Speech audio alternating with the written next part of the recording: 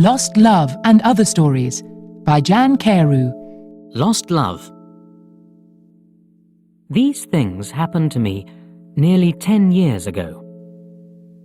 I lived in a city, but the city was hot in summer. I wanted to see the country. I wanted to walk in the woods and see green trees. I had a little red car, and I had a map too. I drove all night out into the country. I was happy in my car. We had a very good summer that year. The country was very pretty in the early morning. The sun was hot, and the sky was blue. I heard the birds in the trees. And then, my car stopped suddenly. What's wrong? I thought. Oh dear, I haven't got any petrol. Now I'll have to walk. I'll have to find a town and buy some petrol. But where am I? I looked at the map. I wasn't near a town. I was lost in the country. And then I saw the girl. She walked down the road with flowers in her hand. She wore a long dress, and her hair was long too. It was long and black, and it shone in the sun. She was very pretty. I wanted to speak to her, so I got out of the car. "Hello," I said. "I'm lost. Where am I?" She looked afraid, so I spoke quietly. "I haven't got any petrol," I said. "Where can I find some?" Her blue eyes looked at me, and she smiled. She's a very pretty girl, I thought. "I do not know," she said. "Come with me to the village. Perhaps we can help you." I went with her happily, and we walked a long way. There isn't a village on the map, I thought. Perhaps it's a very small village. There was a village, and it was old and pretty. The houses were black and white and very small. There were a lot of animals. The girl stopped at a house and smiled at me. "Come in, please," she said. I went in. The house was very clean, but it was strange too. There was a fire and some food above it. I felt hungry then. That's strange, I thought. They cook their food over a wood fire. Perhaps they have no money. I met her father and mother, and I liked them. They were nice people, but their clothes were strange. "Sit down," said the old man. "Are you thirsty after your walk?" He gave me a drink, and I said, "Thank you." But the drink was strange too. It was dark brown and very strong. I didn't understand, but I was happy there. I asked about petrol, but the old man didn't understand. "Petrol?" he asked. "What is that?" This is strange, I thought. Then I asked, "Do you walk everywhere?" The old man smiled. "Oh, no. We use horses," he said. Horses, I thought. Horses are very slow. Why don't they have cars? But I didn't say that to the old man. I felt happy there. I stayed all day, and I ate dinner with them that evening. Then the girl and I went out into the garden. The girl's name was Mary. "This is nice," she said. "We like having visitors. We do not see many people here." We spoke happily. She was very beautiful. But after a time, she began to talk quietly, and her face was sad. "Why are you sad?" I asked her. "I cannot tell you," she said. "You are only a visitor here. We have to say goodbye tonight. You have to go now." I didn't understand. I loved her, I knew that, and I wanted to help her. Why did I have to go? But Mary said again in a sad voice, "You have to go. It is dangerous here." So I said, "I'll go to the next town and find some petrol. Then I'll come back." She didn't speak. "I love you, Mary," I said, "and I'll come back to you. You won't stop me." She said goodbye to me at the door. Her face was very sad, and I was sad too. I didn't want to go. It was midnight. The night was very dark, but I walked and walked. I was very tired when I saw the lights of a town. I found some petrol, and then I asked the name of the village. But the man at the garage gave me a strange look. "What village?" he asked. I told him about the village. I told him about the old houses and the people with strange clothes. Again, he gave me a strange look.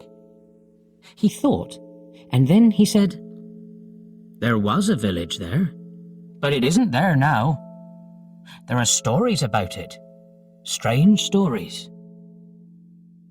"What do people say about it?" I asked. He didn't want to tell me, but then he said, "There was a big fire in the village. Everybody died. There aren't any people or houses there now." "How did it happen?" I asked. "And why?" "Oliver Cromwell killed them," he said. "He was angry with the villagers because they helped the king in the war." I couldn't speak. This isn't right, I thought. That war happened 350 years ago. Then I remembered the strange clothes, the long hair, the food over the fire, and the old houses. And I remembered, too, about the horses. "But I don't understand," I cried. "I saw the people and the village. I spoke to some people there." The man looked quickly at me, and then he spoke. "There's an interesting story about the village. For one day, every 10 years, it lives again. But only for one day. Then it goes away again for another 10 years. On that one day, you can find the village. But you have to leave before morning, or you will never leave." Can this be right? I thought. Perhaps it was. Mary said, "You have to go." She loved me, but she said, "We have to say goodbye." She was afraid for me. Now I understand, I thought. I went back to the village, but it wasn't there. I looked again and again, but I couldn't find it. I saw only flowers and trees. I heard only the sound of the birds and the wind. I was very sad. I sat down on the ground and cried. I will never forget that day. I remember Mary, and I will always love her. Now, I only have to wait 2 months. The village will come back again. On the right day, I will go back. I will find her again, my love with the long black hair. And this time, I will not leave before morning. I will stay with her. The Doll. Mr. Brown lived near the centre of town, but his small house had a garden. Mr. Brown liked his garden very much. It had a lot of flowers, and they were pretty in summer. red, blue and yellow. Mr. Brown liked sitting there in the evenings and at weekends. But he had to work too. Mr. Brown worked in an office. It wasn't near his house, so he often went to work on the bus. He came home on the bus too. Mr. Brown was a lonely man. He didn't have many friends, and he didn't talk to many people. And so he was sad and often bored. One very hot day, Mr. Brown walked home. He didn't want to go on the bus that day. He wanted a walk in the warm sun. In one street, there was a small shop. Mr. Brown looked in the window. There were very old things in the window, and Mr. Brown liked old things. He went into the shop. "Good afternoon," said the man in the shop. "Good afternoon," said Mr. Brown. "Can I look round the shop?" "Please do." Mr. Brown looked at the things in the shop. He saw an old doll with a sad face. It wasn't a pretty face, but Mr. Brown liked it. The doll was a little old man with white hair and black clothes. Mr. Brown thought, perhaps the doll is lonely too. He asked, "How much do you want for this old doll?" The man thought, "Oh, that? £3, he said. Mr. Brown wanted the doll. Why? He didn't know, but he wanted it. £3 was a lot of money for an old doll, but Mr. Brown paid it. He went out with the doll in his hand. He looked at its face. Is it smiling? He wondered. No, he thought. It's only a doll. He said to it, I'm going to take you home. The doll didn't answer. It was only a doll. So why did Mr. Brown speak to it? Because he was lonely. He put it in his case with his papers from the office. Mr. Brown was tired now, so he got on the bus. The man came for Mr. Brown's money, and Mr. Brown bought a ticket. Suddenly, somebody on the bus spoke. Go away, said the person. You stupid man! Go away! Everybody on the bus looked at Mr. Brown. Did he say that? They wondered.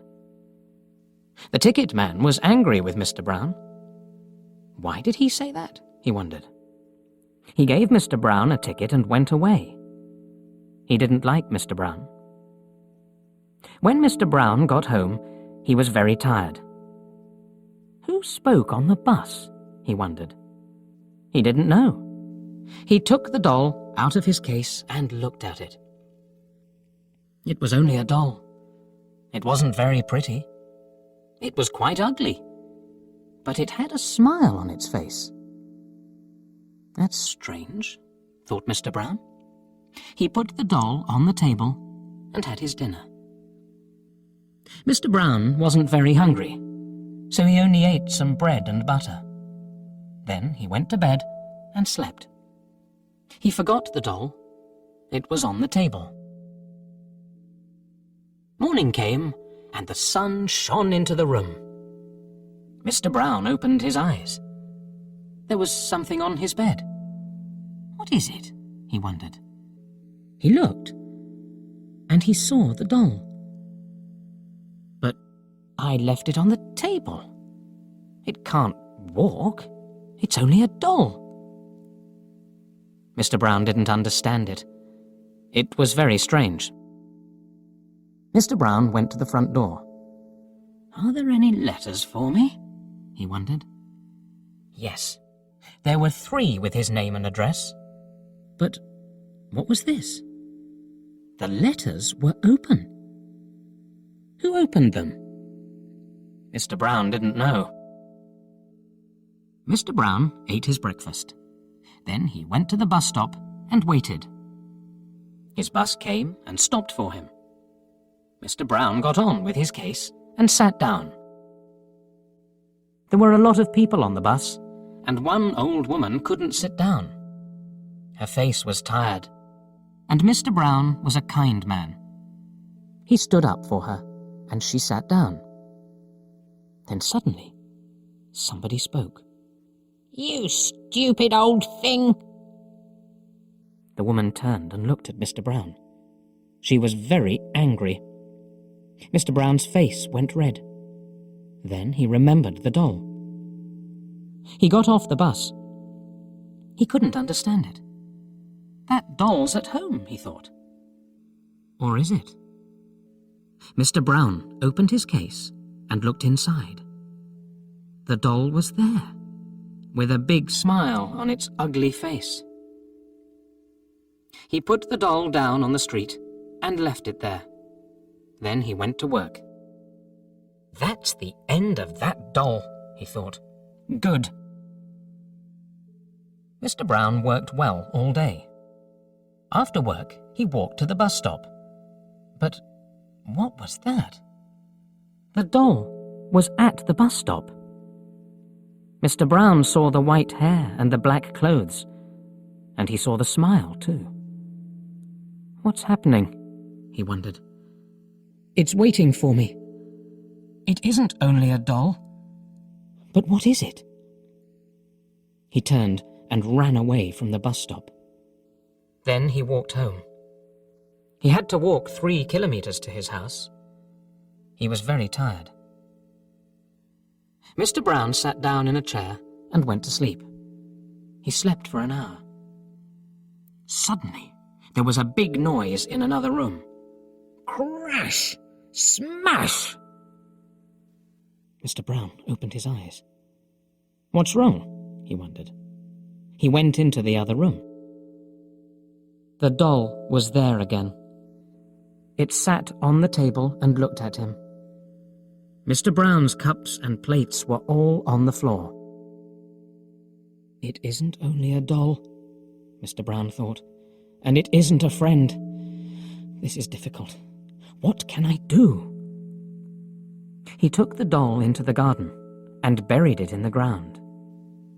That really is the end of you, said Mr. Brown. You're under the ground now. You won't get out of there. Next day, Mr. Brown went to work on the bus. He didn't have the doll now, and nobody spoke. He worked hard, and he was happy. Mr. Brown came home again that night. He watched television. This is good, he thought. At 11 o'clock, he went to bed. The house was dark and quiet. But an hour later, there was a sudden noise in the night. Mr. Brown sat up in bed. He was cold and afraid. What was that noise? He wondered. The noise was at the back door.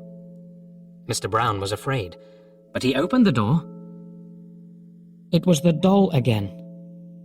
It was dirty from the ground, but it looked at Mr. Brown and smiled. It was a cold smile, and Mr. Brown was very afraid. He looked at the doll and said, "Go away!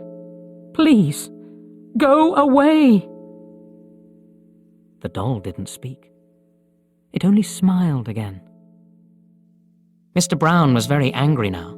He took the doll into the garden again. He found some wood, and he made a big fire.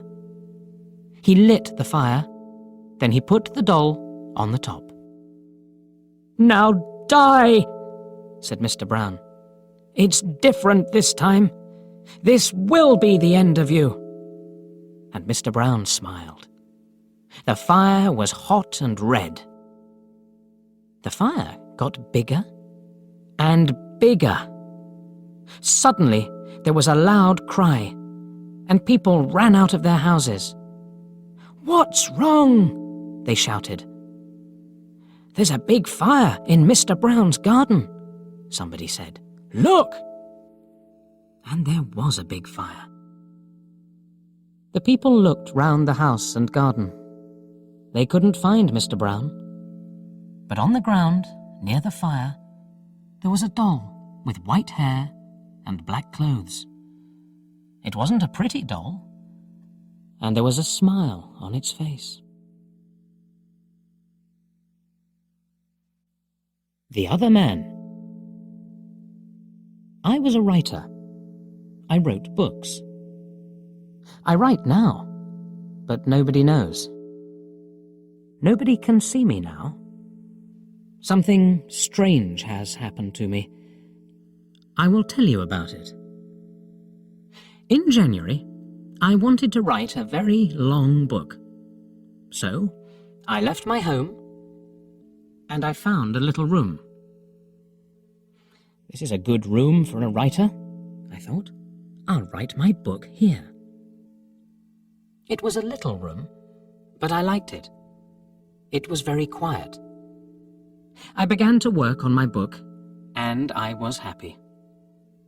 Then, things began to happen. Strange things. One day, I was at my desk with my pen in my hand. Suddenly, I thought, I want a coffee, and I haven't got any. I'll have to go to the shop. I put my pen on the table and went out.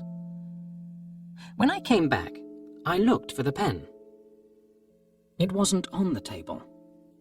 I looked on the floor, on my chair, and then on the table again. It wasn't there. I don't understand it, I thought.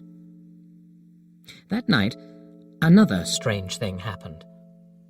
I was in bed, and the room was very quiet. Suddenly, I opened my eyes. What was that? I wondered. Then I heard a voice. A man's voice. Who's there? I cried. There was no answer, and there was nobody in the room. I couldn't understand it, and I was afraid. What can I do? I thought. What was that? After that, strange things happened every day. But I had to finish my book, so I stayed there. The room was very small. There were not many things in it. Only a bed, a table, and a chair. And there was a mirror on the wall. It was a very old mirror, and I liked it. And then, one day, I looked in the mirror and I saw him, the other man. It wasn't me. This man had a beard, but I didn't. I shut my eyes and looked again. This time, I saw my face in the mirror. That didn't happen, I thought. I was wrong. There wasn't another man. I went for a walk that day, and I didn't work on my book. I didn't want to be in the room. I didn't want to see or hear strange things. At night, I went home again. The room was very quiet. I looked in the mirror and saw my face. But I wasn't happy. I went to bed, but I couldn't sleep. I'll leave here tomorrow, I thought. And after that, I slept. But then, another strange thing happened. The other man stood by my bed and spoke to me. "You will never leave here," he said. "You will stay with me." And then I opened my eyes. I was very cold and afraid. I'll leave now, I thought. I can't stay here for one more minute. Quickly, I put my things in a case. I wanted to go, now. I couldn't forget the man, so I was afraid. But afraid of what? I didn't know. When my clothes were in the case, I thought, I'll leave the room now. I looked round the room, and I also looked in the mirror again. And then I suddenly felt colder and more afraid. I couldn't see the other man in the mirror, Why? Because he wasn't there. But I couldn't see my face in the mirror. There was no face. Why not? I tried to shout, but no sound came. I had no voice. And then I saw him. I saw the other man, the man with the beard. But he wasn't in the mirror. He was at the table with my pen in his hand. He wrote my book with my pen. I was angry, and I tried to speak.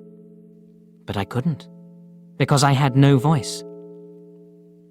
The other man didn't speak. He smiled and wrote. Suddenly, there was a sound at the door, and I heard a friend's voice. "Are you there?" my friend called. "I want to see you." I was very happy then. My friend will help me, I thought. But I couldn't move. The other man went to the door and opened it. "Come in," he said to my friend. "Come and see my room. I'm writing my book." My friend came into the room, but he didn't see me. He smiled at the other man. My friend said, "Oh, you have a beard now?" Again and again I tried to speak, but I couldn't. My friend couldn't see me. He couldn't hear me. He only saw the other man. That is my story.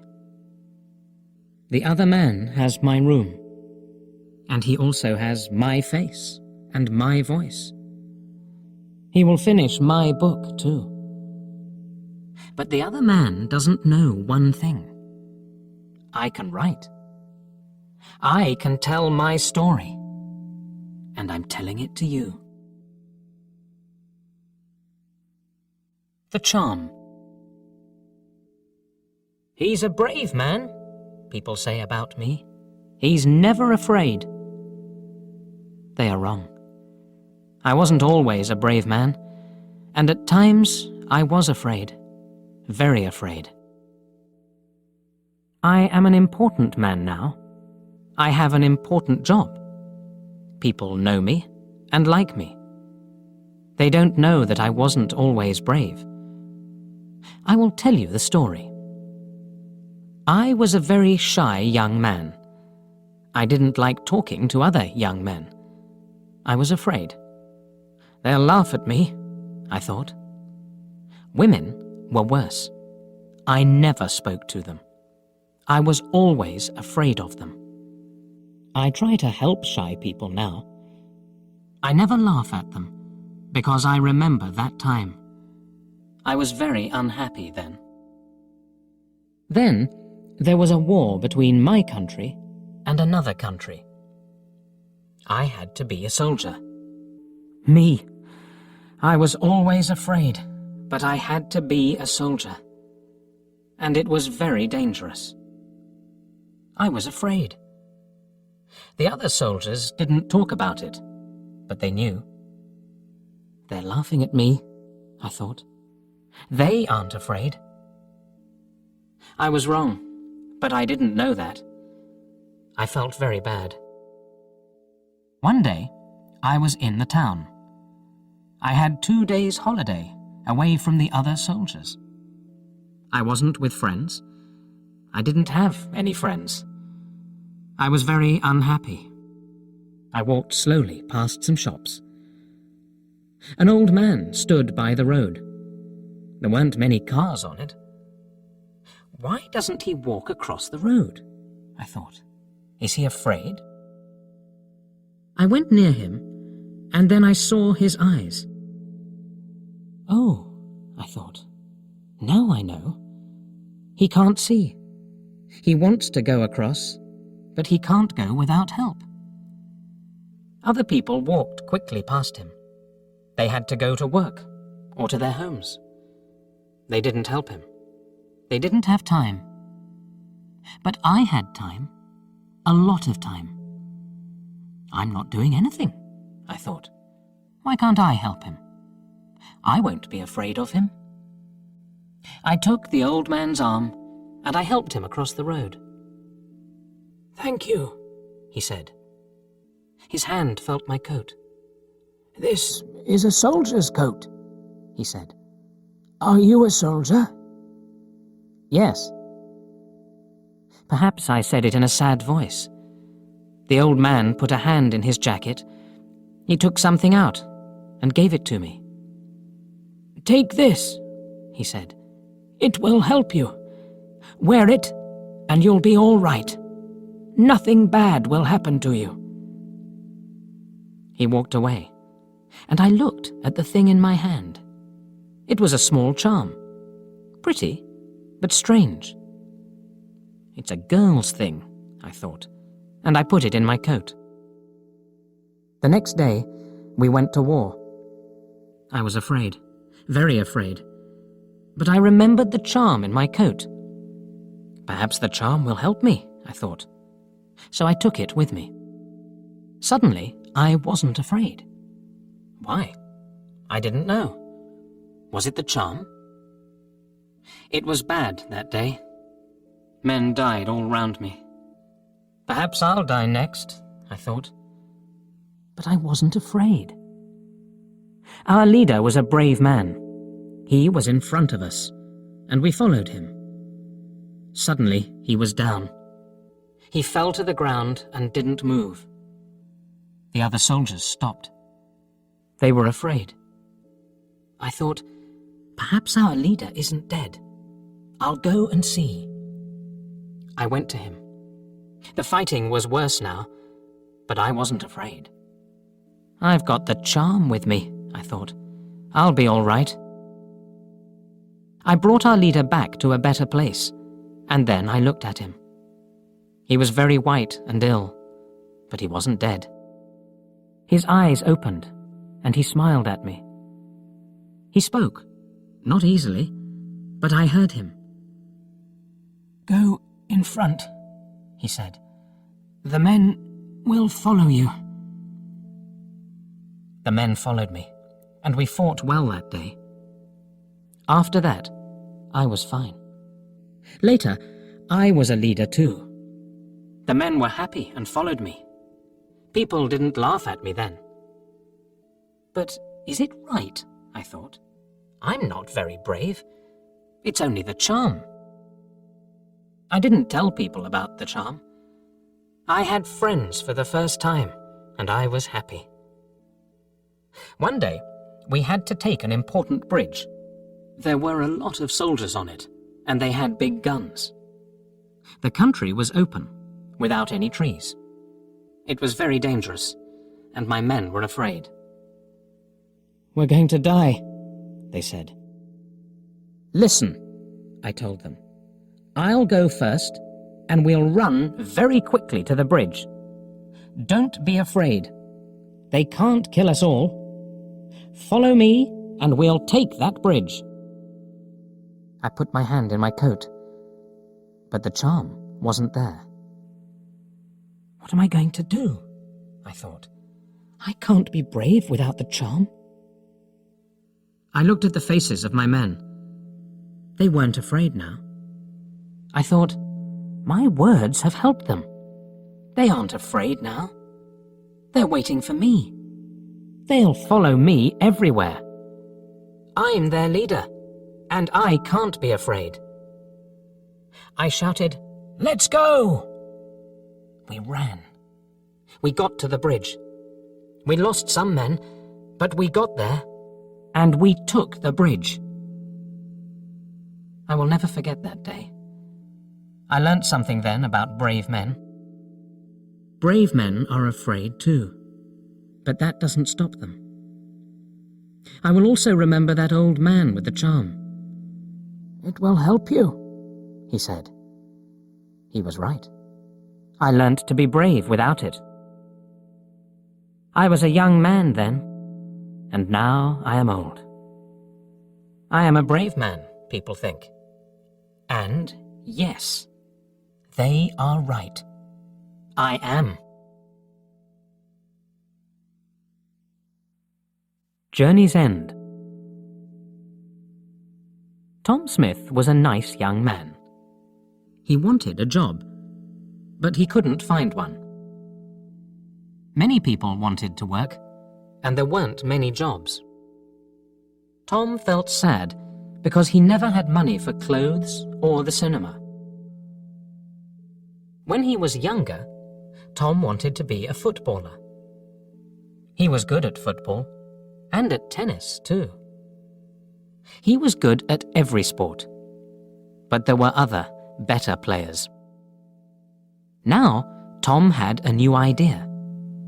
He thought, perhaps I can find a job in a sports shop. I'll be happy then, and I'll have money. But it was only an idea. It never happened. He tried hard to find a job. He looked in the newspapers every day. And he wrote letters for jobs. A lot of letters. But he never found a job. One day, he saw something in the newspaper about a fair in the park near his house. That will be interesting, he thought. It's next Saturday. I think I'll go. Yes, I'll go. I'm not doing anything this weekend, and it won't cost much. On Saturday, Tom walked to the park and bought a ticket for the fair. It was a warm summer day. The sky was blue, and the park was very pretty. There were a lot of flowers, blue, yellow, and red. Tom felt happy when he saw them. The fair was good too. There were a lot of people there, and many different games. Tom played some games. He won a box of fruit and a book about sport. Then he bought an ice cream because he was hot and thirsty. I'm having a good day, he thought. He sat down and ate his ice cream. Now, what shall I do next? Suddenly, he saw, in large letters, Madame Zelda knows the future. Do you want to know about your future? Come in and talk to Madame Zelda.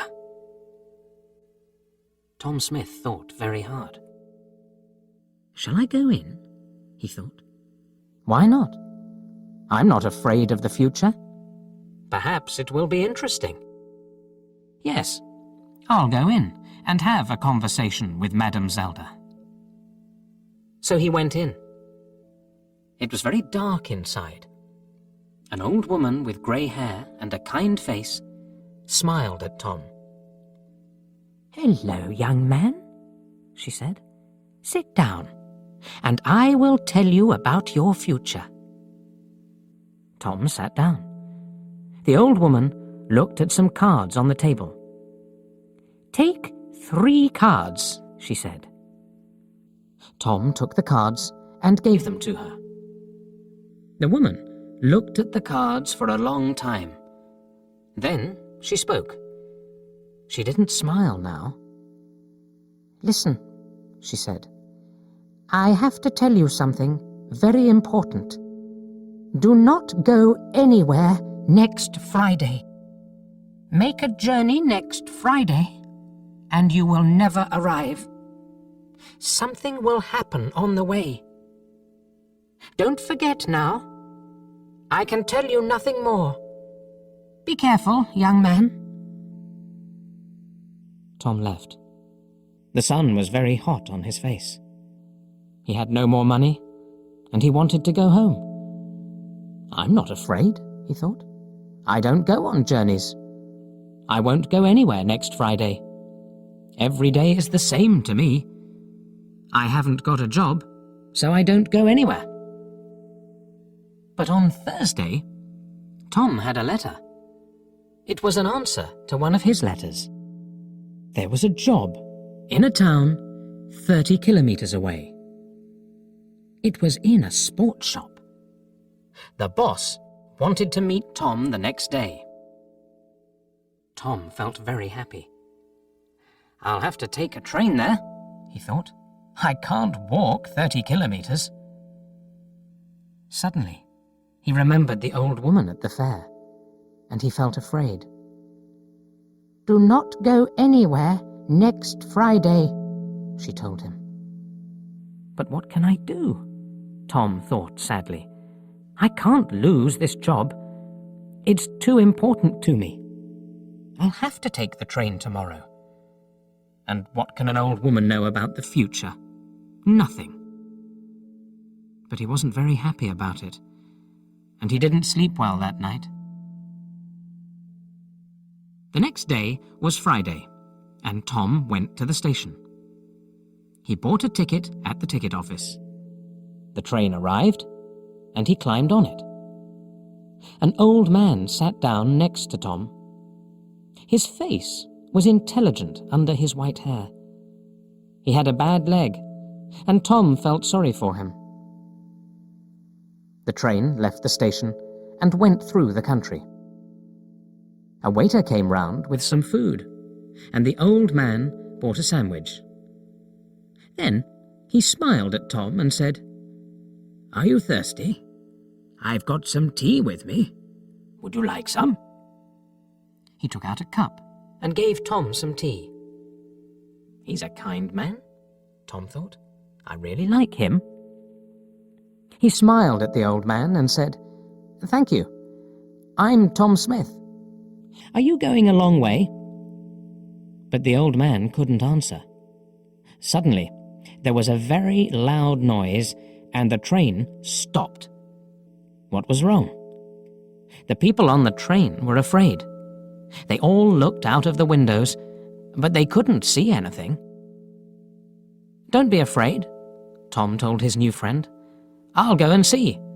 Perhaps it's an accident. Stay here and you'll be okay." The old man smiled. "Thank you, my young friend," he said. "I will stay here.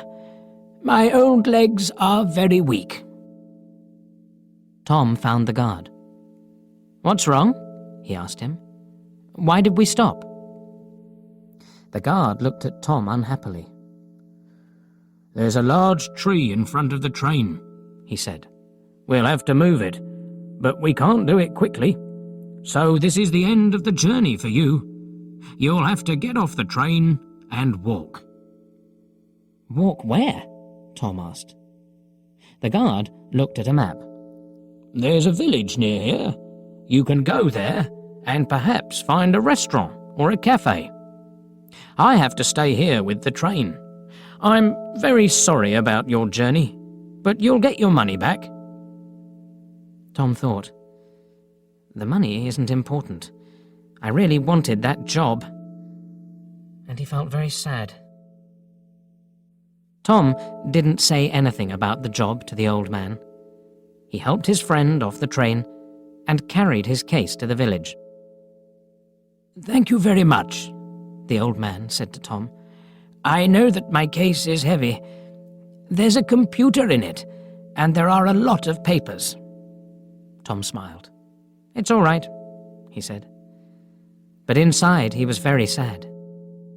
I was stupid, he thought. I didn't listen to the old woman. But she was right.